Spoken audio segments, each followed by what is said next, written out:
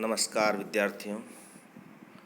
हम पिछले कालांश से कबीर के पदों का अध्ययन कर रहे हैं, जिसमें उनकी दाम्पत्य भाव की भक्ति देखी है, आत्मा की तड़प देखी है, जो किस तरह से परमात्मा से मिलने के लिए आतुर है।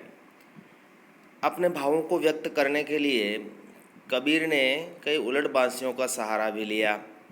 इसी उलट बांसियों के सहारे वो अगले पद में क्या कहने जा रहे हैं उसका हम अध्ययन करेंगे।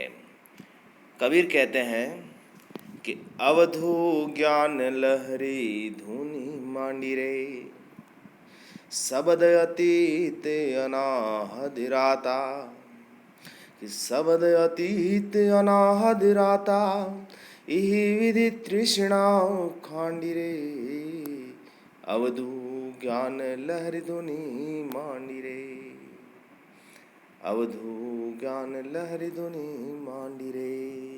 कबीर इन पंक्तियों में अपने आध्यात्मिक भावों को व्यंजित कर रहा है और वो कह रहे हैं कि इस अवधूत ने ज्ञान की लहर को मांड रखा है।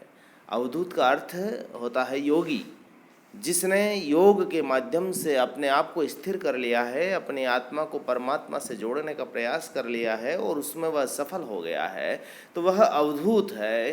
कबीर अपने आप को अवधूत कह रहे हैं और कह रहे हैं कि उसने ज्ञान की लहर की धुन को मान लिया है, अर्थात उसके मन में ज्ञान की लहर व्याप्त हो गई है, वह ज्ञान की लहर में मस्त हो गया है। उसका परिणाम क्या हुआ?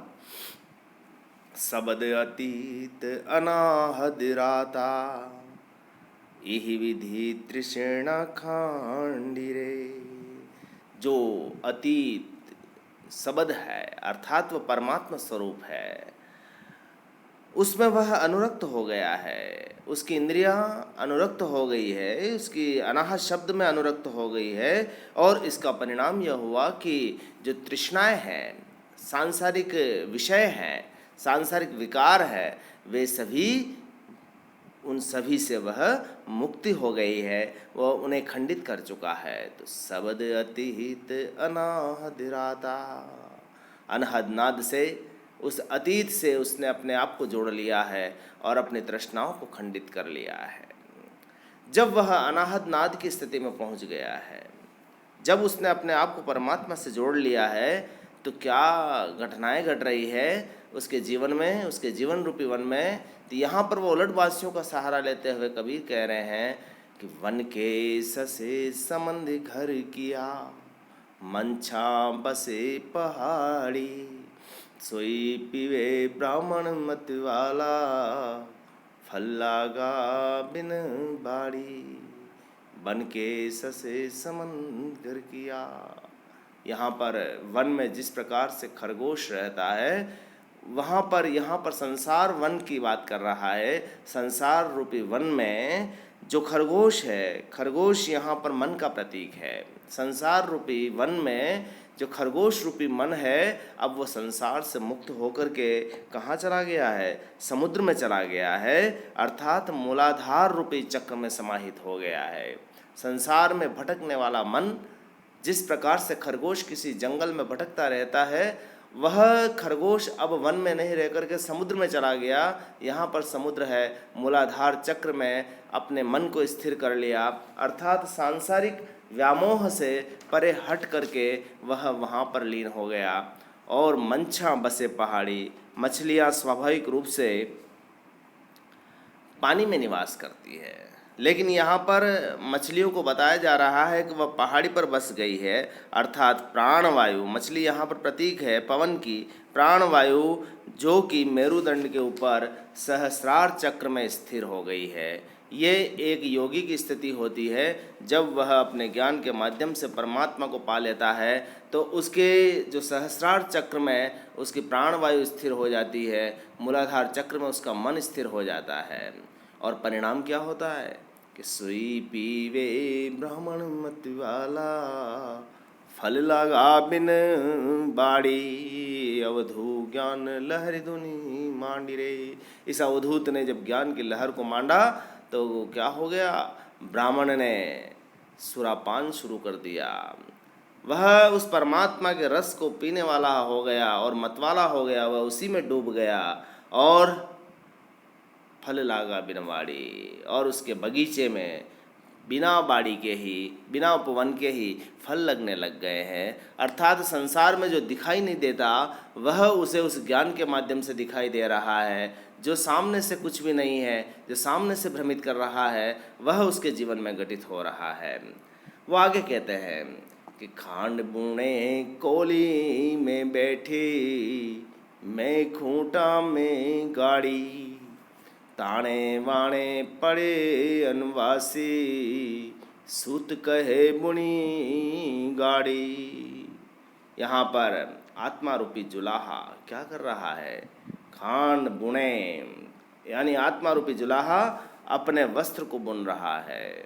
और ये वस्त्र कौन से हैं? आत्मा रूपी, कर्म रूपी वस्त्र है। आत्मा रूपी जुलाहा कर्म रूपी वस्त्र को ध्यान से बुन रहा है, और जो ज्ञान से उद्भासित होने वाला व्यावहारिक जगत है वह उल्टा दिखाई दे रहा है। वह उल्टा क्या है कि जहाँ पर वह बैठता है उस स्थान ही, जिस स्थान पर वह नीचे बैठता है वह स्थान ही जुलाई पर बैठा है। यानी खान बूढ़े कोली में बैठी, मैं खूंटा में गाड़ी, और परिणाम क्या हो गया है कि भूमि ही खूंटी में गड़ी हुई लग रही है। यानी खूंटे गाड़ करके जिस तरह से एक बुनकर किसी वस्त्र को बुनता है, लेकिन यहाँ पर तो धरती ही उस खूंटे में गड़ी हुई है।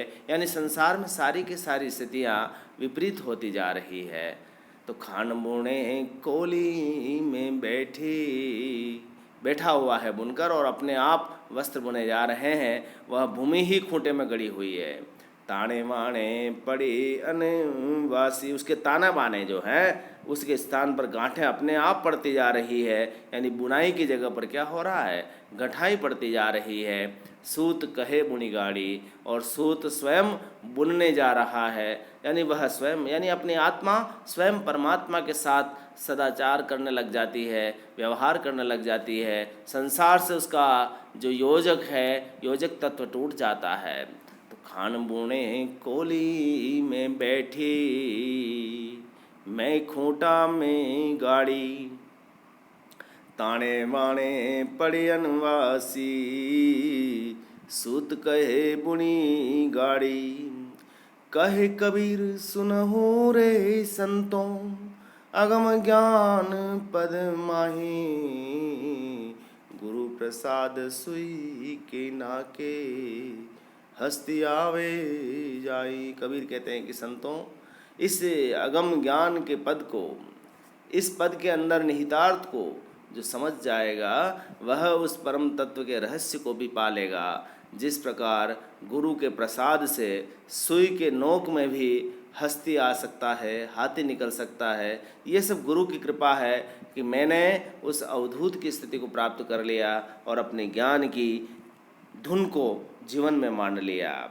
तो इसलिए इस अगम्य ज्ञान को जैसे गुरु की कृपा से मैंने प्राप्त किया है, आप भी उसे प्राप्त कर सकते हैं। इस पूरे पद में आप अनुप्रास की छटा देख रहे हैं।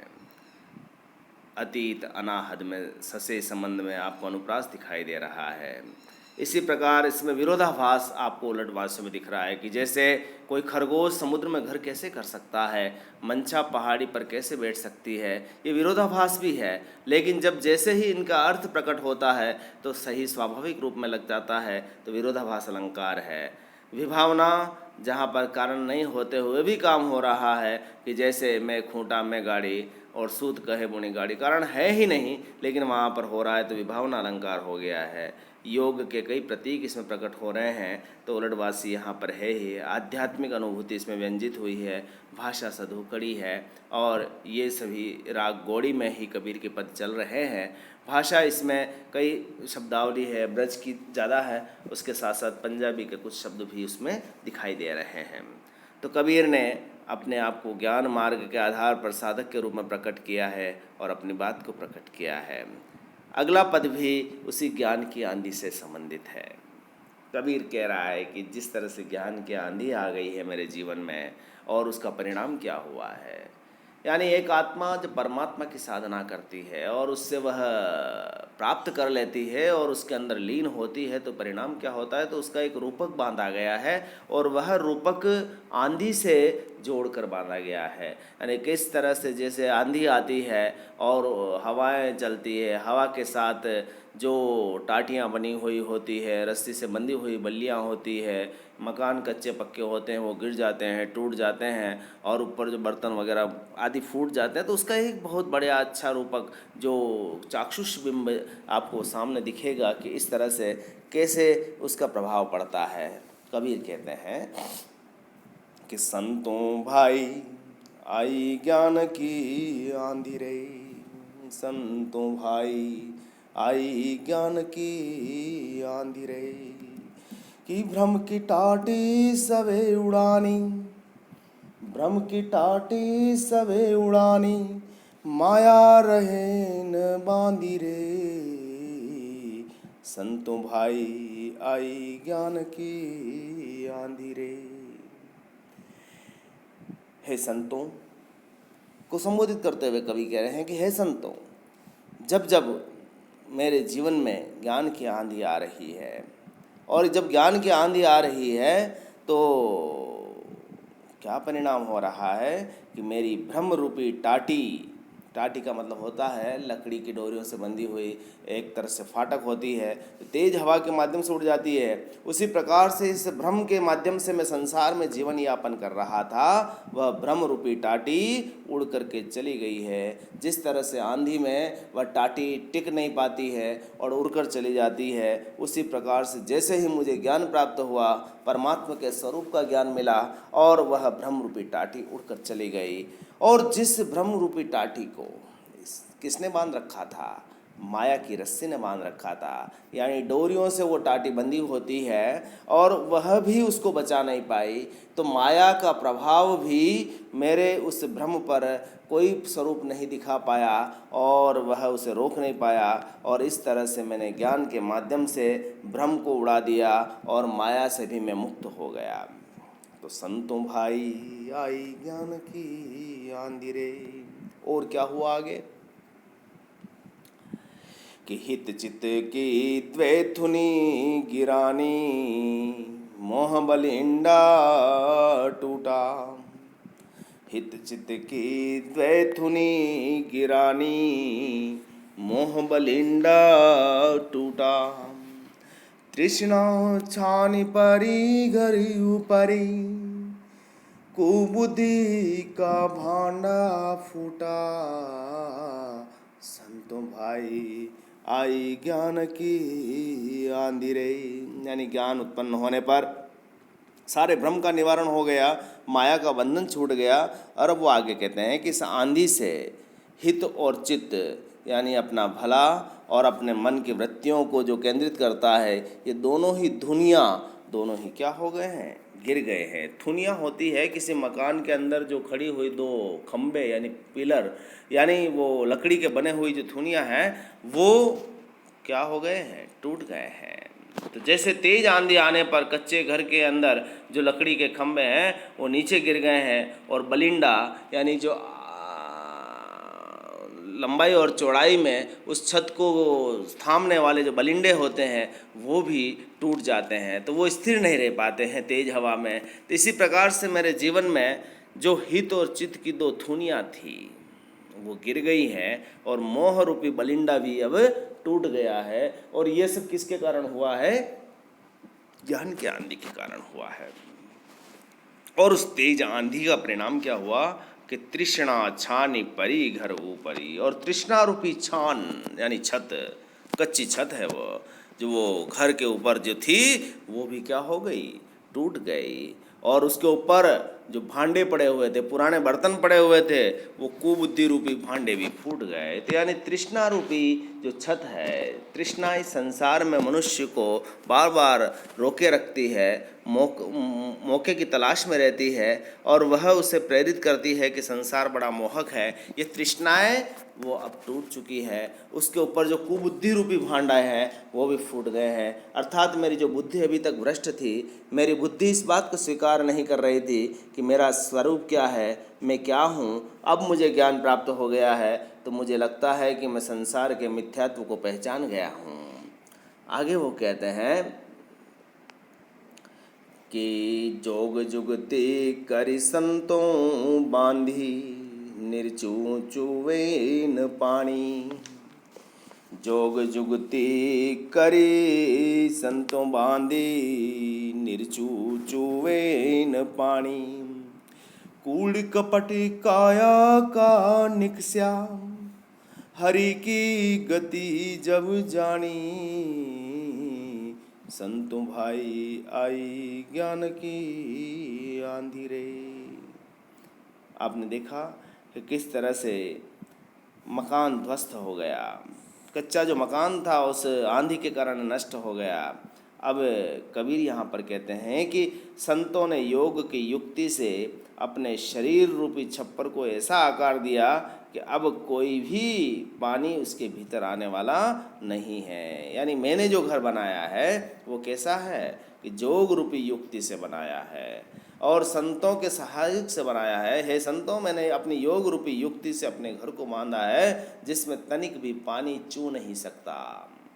और कूड़ कपट काया का निकस्या, और आंधी के कारण जो शरीर के अंदर कूड़ा कपट था, जिस तरह से ज्ञान की आंधी से, जिस तरह से आंधी आने पर बारिश होती है और बारिश के साथ कोर कचरा वगैरह जो भी होता है वह बह के चला जाता है, ठीक ज्ञान रूपी आंधी मेरे जीवन में आने से मेरे शरीर के अंदर, मेरी काया के अंदर, मेरी आत्मा के अंदर जो भी कूड़ा करकट था वह अब निकल गया है। कब? हरि की गति जब जानी। मैंने जब हरि की गति यानी परमात्मा के स्वरूप को जब मैंने जान लिया तो मेरे शरीर के अंदर, मेरी आत्मा के अंदर कोई कूड़ा कपट अब नहीं रहा। तो आंधी से शरीर का कूड़ा करकट बाहर हो गया है और ईश्वर की गति या महिमा का ज्ञान हो गया है। और उसके बाद आंधी के आने के बाद क्या होता है? बारिश होती है। तो आंधी पीछे जो जल बूठा, यानी जो जल गिरा आंधी के बाद में, जो पानी बरसा, प्रेम हरि जन भीना। तो इस बारिश रूपी जल में उस प्रेम, भगत प्रेम से, भगवत प्रेम से इस भक्त का भीगना तय हो गया। आंधी पीछे जो जल बूठा, प्रेम यानी हरि के प्रेम में यह जन भीग गया। कहे कबीर भान के प्रकटे, उदित भया तम जीना। और वर्षा होने के पश्चात वापस सूर्य का उदय होना, तो ऐसा लगा कि जैसे जो जीवन का अंधकार है वह भी खत्म हो गया। यानी ज्ञान रूपी सूर्य के प्रकट होने पर जो थोड़ा बहुत अंधकार था वह भी क्षीण हो गया। यानी ज्ञान की आंधी आने पर, पूरे पद में देखें आप, ज्ञान की आंधी आने पर भ्रम की टाटी उड़ गई, माया उसे बांध नहीं पाई, अर्थात माया से भी मैं मुक्त हो गया। हित और चित्त यानी अपना स्वार्थ, अपना भला और अपनी ही वृत्तियों में लीन रहने वाला ये सांसारिक दृष्टि रूपी धुनिया भी गिर गई, मोह रूपी बलिंडा टूट गया और तृष्णा रूपी छत भी खत्म हो गई, उड़ के चली गई। कुबुद्धि का भांडे मेरे फूट गए और जिस योग युक्ति से मेरे संतों ने मेरे जीवन को बांधा है, मेरे गुरु के प्रसाद से जिस योग को मैंने पाया और उसके आधार पर मैंने जीवन निर्मित किया, तो उसमें कोई पानी नहीं चू पा रहा है। अर्थात मुझे कोई सांसारिक आकर्षण मुझे बंधन में नहीं बांध पा रहे हैं। और उसका परिणाम यह हुआ कि मेरे काया से, मेरी आत्मा से कूड़ा कपट निकल गया, विषय और विकार रूपी कपट बाहर निकल गए। कब? जब मैंने हरि की गति को जान लिया। और उसके पश्चात जो जल गिरा, पानी बरसा, वह साक्षात जल सामान्य जल नहीं बल्कि भगवत प्रेम का जल था, भगवान की दृष्टि का फल था। उनकी कृपा के परिणाम स्वरूप यह भक्त उसमें भीग गया। कहे कबीर भान के। और उसके बाद जो ज्ञान का सूर्योदय हुआ, उसके हृदय में, जीवन में जो अंधकार था वह भी समाप्त हो गया। तो इस पूरे पद में सांग रूपक अलंकार है। सांग रूपक अलंकार के साथ अनुप्रास आपकी छटा दिख ही रही है। आंधी के बिंब जो प्रकट किया है वह चाक्षुष बिंब की ध्यान देता है और ज्ञान से प्रेम और ईश्वर का साक्षात्कार जिस तरह से हो रहा है, तो ऐसा लगता है कि हमारे समक्ष ये घटनाएं घटित हो रही है। बिंबात्मक यहाँ पर स्वरूप है। रूपक अलंकार अतिशयोक्ति के रूप में हुआ है। किस रूप का अतिशयोक्ति कह सकते हैं? भाषा इसकी सदोकड़ी है ही और राग इसका गौड़ी है। आगे बढ़ते हैं हम। कबीर कहते हैं कि चलन चलन सब कोई कहत है, ना जानो बैकुंठ कहाँ है। जो जन एक प्रमिति नहीं जाने, बात नहीं बैकुंठ बखाने। यहाँ पर संसार में जो भक्ति के साधक हैं, जिन्हें किस तरह से साधना करनी है ये कुछ भी ज्ञान नहीं है, लेकिन बातें बड़ी बड़ी करते हैं, अर्थात जिन्होंने खुद ज्ञान प्राप्त नहीं किया है और ज्ञान बांटने जा रहे हैं। और संसार में बातें जो होती है वो कहते हैं कि चलन चलन सब कोई कहते हैं। हर कोई व्यक्ति कह रहा है कि हमें चलना है चलना है चलना है, लेकिन न जानो बैकुंठ कहाँ है। लेकिन किसी को पता तो है नहीं कि बैकुंठ कहाँ है, स्वर्ग कहाँ है, ईश्वर कहाँ है, किसी को पता नहीं और व्यक्ति चलता जा रहा है। तो कबीर ने उन आडंबरों का निषेध किया जो संसार में कर रहे हैं। आगे वो व्यंग कर रहे हैं कि जो जन एक प्रमिति नहीं जाने, जिसे एक योजन का कितना प्रमाण होता है, एक योजन का कितना मापन होता है वह पता नहीं है। एक योजन मतलब 4 कोस अर्थात 12 किलोमीटर की दूरी को तो वो समझ नहीं पाते, उसका प्रमाप नहीं कर सकते, उसका माप नहीं सकते, और बातें करते हैं बैकुंठ की, यानी बैकुंठ इतना दूर है, बैकुंठ इस तरह से मिलेगा, ऐसी बातें करते हैं, जबकि उन्हें पता ही नहीं है कि बैकुंठ कहाँ है। जब लग है बैकुंठ की आशा, तब लग नाई हरिचरण निवासा। जब लग जाने जब लग है बैकुंठ की आशा, यानी जब तक बैकुंठ की आशा बनी हुई है तब तक ईश्वर के चरणों में निवास संभव नहीं है। कबीर यहाँ पर बहुत बड़ी बात कर रहे हैं कि जब तक आप राग से मुक्त नहीं हो पाते, आपने एक आशा का लक्ष्य तय कर रखा है कि मुझे बैकुंठ की आस है, तब तक तो आप उससे मुक्त हो नहीं सकते। आपको निर्लिप्त होकर के उस परमात्मा के अंदर लीन होना होगा, अपने आप बैकुंठ मिल जाएगा। तुम हरि के चरण में निवास तभी प्राप्त कर पाओगे जब इस लोभ से आप मुक्त हो जाओगे, इस राग से आप मुक्त हो जाओगे। तो जब लग है बैकुंठ की आशा, यानी जब तक आप बैकुंठ की आशाएं लेकर के बैठे हुए हैं, उस मोह में बंधे हुए हैं, एक लक्ष्य को, उस लक्ष्य को प्राप्त करना चाहते हैं और उसके अंदर भी आपकी लोभ की प्रवृत्ति है, राग की प्रवृत्ति है, तब तक आपको हरि के चरण के अंदर निवास नहीं मिल सकता। कहे सुने कैसे पति आइए, जब लगे तहाँ आप नहीं जाइए। कबीर कहते हैं कही सुनी बातों का कैसे विश्वास किया जाए जब तक उस परम पद अथवा बैकुंठ का जीव स्वयं साक्षात्कार नहीं कर लेता। आपने सिर्फ बैकुंठ की बातें सुनी है, देखा तो है नहीं, तो हम कैसे सुन लें और कैसे उसे मान लें जब तक हम स्वयं वहाँ पर नहीं जाएं। तो कबीर कहते हैं कि कहे कबीर बहु कहिए काही, साध संगति बैकुंठ आई। कबीर कहते हैं कि अब मुझे ज़्यादा कुछ कहना नहीं है, साधुओं की संगति में ही बैकुंठ है। यानी आप अच्छे लोगों की संगति कर लें, अपने आप को स्वर्ग के समान प्रतीत होगा। आप उन काल्पनिक बातों के पीछे मत भागिए। संसार में समस्त पाप कर्म करते हुए आप ऐसे काल्पनिक चीज़ों के पीछे भागेंगे जिनका कोई मूल्य नहीं है। इससे अच्छा आप अच्छे लोगों के संपर्क में रहिए, अपने विकारों को त्यागिए, अपने मन को निर्मल रखिए, अपने आप वह बैकुंठ जैसा ही लगने लगेगा।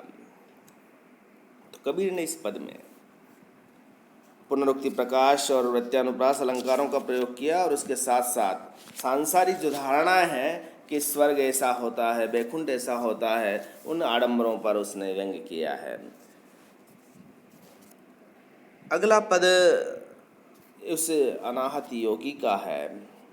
जब उसे ज्ञान प्राप्त हो जाता है और वह परमात्मा से साक्षात्कार कर लेता है तो उस समय क्या उसकी स्थिति होती है, यहाँ पर कह रहे हैं कि संतों धागा टूट गगन विनसी गया, शबद जो का समाई, ए संसार मोहि निस दिन व्यापे, कोई न कहे समझाई। यहाँ पर वही उलटवासियाँ और प्रतीकात्मक शब्दावली है, आध्यात्मिक व्यंजना से भरे हुए पद हैं, तो आपको समझना होगा।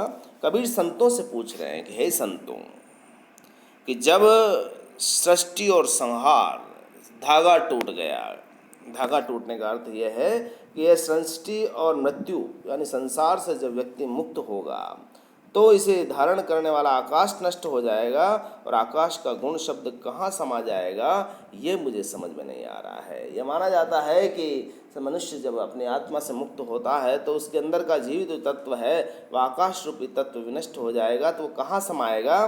कबीर यहीं पर वो संशय व्यक्त कर रहे हैं कि ए संसा मोही निश दिन व्यापे, यही संशय मुझे रात दिन परेशान करता है, मेरे मन में व्याप्त है, कोई न कहे समझाए और कोई मुझे समझाता भी नहीं और बताता भी नहीं है। ऐसी स्थिति में मैं ये कैसे पता कर सकता हूँ कि इस धागा जब टूट जाएगा, गगन जब विनष्ट हो जाएगा, तो मेरे अंदर का जो शब्द है, वो शब्द है, आत्म तत्व है, वो कहाँ पर समाएगा। आगे वो कहते हैं कि नहीं ब्रह्मांड पुनि नाही, पंच तत्व भी नाही, ईड़ा पिंगला सुख मन नाही, ए गुण कहाँ समाई। और जब मेरी आत्मा यहाँ से मुक्त होगी तब ये ब्रह्मांड भी नहीं मिलेगा, पिंड भी नहीं मिलेगा और पंच तत्वों से मेरा यह शरीर भी नहीं होगा, और उसमें व्याप्त ईड़ा पिंगला सुषुम्ना ये सारी नाड़ियाँ भी नहीं होगी। तब ये निहित गुण कहाँ समाएंगे, ये कहाँ समाएंगे, इस बात की मुझे चिंता है कि ये होगा क्या। यानी अभी तक मैं उस रहस्य को समझ नहीं पा रहा हूँ कि एक जीव के जाने के समय उसके पास ये कुछ भी नहीं होता, तो वो उसका जो आत्मगुण है वो कहाँ समाता है। फिर वो आगे संशय व्यक्त करते हैं कि नहीं गृह द्वार कछु नाही, तहिया रचनहार पुनि नाही, और जीवन हार अतीत सदा संगी, ये गुणता समाही। जहाँ घर द्वार भी नहीं है और फिर इनको रचने वाला भी नहीं है, तो तब दृष्टा सदैव सबसे परे और सबके साथ में कैसे समाएंगे, या वहाँ पर कैसे समाएंगे। यानी आपके सदा संगी वगैरह कुछ भी नहीं है, लेकिन ये गुण कहाँ समाएंगे। कबीर कहते हैं कि टूटे बंदे बंधे पुनि टूटे, तब तब होई विनाशा, तब को ठाकुर अब को सेवक को का के विश्वासा। कबीर यहाँ कहते हैं कि यदि उन्मन का धागा, यानी आपका मन रूपी स्थिर होने के बाद सहस्रार चक्र में स्थिर, मूलाधार चक्र से स्थिर हो जाए, तब ऐसी स्थिति में ये जो धागा है इस आकाश का शून्य, उसका विनाश कभी नहीं होगा। तब तब होई विनाशा, तब को ठाकुर ऐसी स्थिति में वहाँ पर जो अपने आप को अब तक अहंकार समझ रहा था, मन अपने आप को अहंकारी समझ रहा था, अब वह परमात्मा की सेवा में लग जाएगा। को का के विश्वासा, इस बात का विश्वास मुझे अब होने लगा है। कहे कबीर यहू गगन विनसे, जो धागा उन्माना, यदि उन्मन धागे में आप स्वयं लीन हो गए तो ये गगन कभी भी विनष्ट नहीं होगा। सीखे सुने पढ़े का कोई, जो नहीं पद ही समाना। यही व्यक्ति इस पद को जो पढ़ लेगा, सीखने सुनने और पढ़ने से कुछ नहीं, बल्कि जब तक आपको लीन नहीं होंगे, परमात्मा में लीन नहीं होंगे, तब तक आपको इन चीज़ों का ज्ञान नहीं होगा कि कैसे जब आपकी आत्मा मुक्त होगी तो आप इस संसार से किस प्रकार से मुक्त होंगे। तो संतों धागा टूटा, गगन विनसी गया, शब्द जो कहाँ समाए, ये संसा मोहि। इस संशय को मैं हमेशा व्याप रहा हूँ और मुझे कोई समझा नहीं पाया, क्योंकि जिस समय आत्मा मुक्त होती है तो ब्रह्मांड नहीं होता और पिंड भी नहीं होता, पंच तत्व भी नहीं होते, ईड़ा पिंगला सुषुम्ना नाड़ियाँ भी नहीं होती, तो ये गुण कहाँ समाता है। घर द्वार और रचने वाला भी नहीं होता, जो जीवन के हार होते हैं, जीवन के प्रिय सदा संगी होते हैं, ये कहाँ समा जाते हैं। तो टूटे बंदे बंदे पुनि टूटे, बार बार ये शरीर नष्ट होता है, आत्मा जाती आती है और जीव जन्म लेता है, मृत्यु को प्राप्त करता है, बार बार विनाश को प्राप्त करता है, कभी ठाकुर बनता है, अब सेवक बन जाता है, और फिर ये किस पर विश्वास करे। लेकिन यदि उन्मन स्थिति को कबीर कहते हैं कि प्राप्त जिस योगी ने कर लिया है, तो उसका आकाश कभी विनष्ट नहीं होगा, अर्थात जन्म मरण के बंधनों से मुक्त हो जाएगा और वह वापस परमात्मा तत्व को प्राप्त कर लेगा। ऐसी स्थिति में सब सांसारिक कष्टों से, सांसारिक विषयों से, सांसारिक विकारों में पड़ने की उसको जरूरत नहीं होगी और उसकी आत्मा कल्याणकारी भावों को प्राप्त कर स्वयं परमात्मा में लीन हो जाएगी।